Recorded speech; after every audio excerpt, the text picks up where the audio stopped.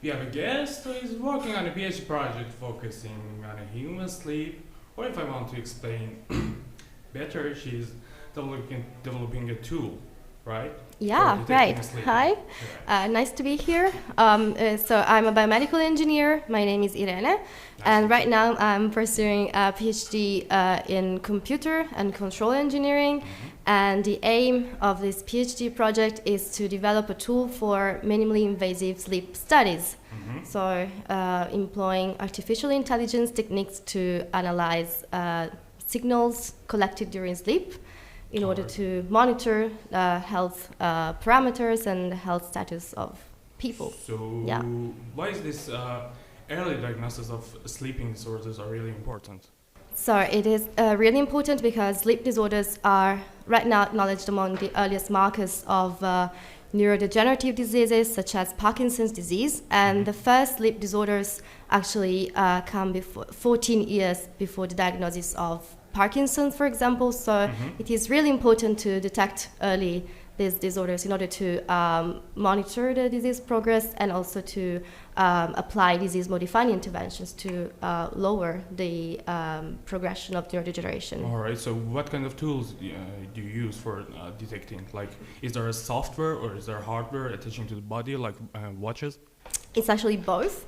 Okay. So right now, the state of the art is polysomnography, which is a collection of different biosignals during sleep, and it is made by electrodes and other kinds of sensors. So we develop a tool for analyze what comes from these electrodes and these sensors, and then we apply artificial intelligence technique to speed up this process and to develop automatic techniques, for example, to analyze this. So you are using the big data technology, right? Right, for the AI technology, right? Yeah, the aim is that. Right now, we don't have that big amount of data to actually call it big data, but the aim is to go towards that direction. So how do you want to collect these kind of data? Like, So you need a kind of database for this, yeah, right? we need actually people that Yeah. sleep during the night. So right now we are working with the hospital in Turin, Molinette Hospital, and we work with Parkinson's disease patients. And what we do is basically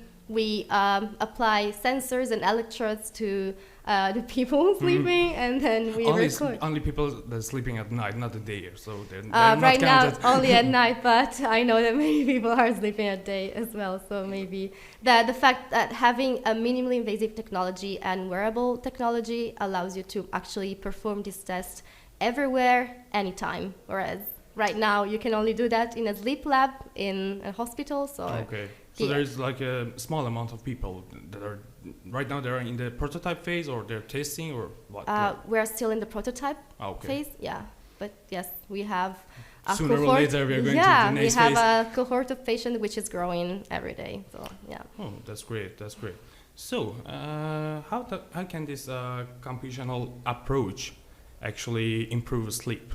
Like, Well, it can improve sleep in many ways. First of all, the first thing is that these sleep scorings are actually analyzed manually by sleep technicians, and this takes a huge amount of time, like 8 hours. An 8-hour recording takes like 3 business days to be analyzed by a technician and then a sleep neurologist. so in this current phase, it's not currently analyzing by software. It's currently No, this is like what people do. What we do is apply this software to this approach so that the analysis and the diagnosis is faster, and so you get faster results in a lower amount of time, actually. Yeah. I have a question that comes in my mind right now. So, during this process of your PhD project, what is the biggest challenge for you, right, when you're doing this project? Well, the biggest challenge is, I think right now, to be able to communicate from a technology point of view with the clinical people. Oh God, it's Yes. totally relatable. It's totally relatable. Yeah, I can say that even in the programming parts, when you want to specify something to other people that doesn't know anything about this kind of stuff, it's really hard to say, look, this can't be happened, this can't be done, and it's really hard. Yeah, I can. Yeah, it's really, really hard when you have to interface with people from other backgrounds. So I think one of the biggest challenges is to be able to understand what the medical doctors need and what you can give them, and so what you can implement together. Exactly. I wish if you could have some like a translator for us, like Yeah, we could pay him that he could just translate it for us. Like, come on. Yeah. But okay, so how is it your project? Like you like it in working in this area in Polytechnical? Yeah, I really like it because, as I said before, I have a degree in biomedical engineering, and I think that gave me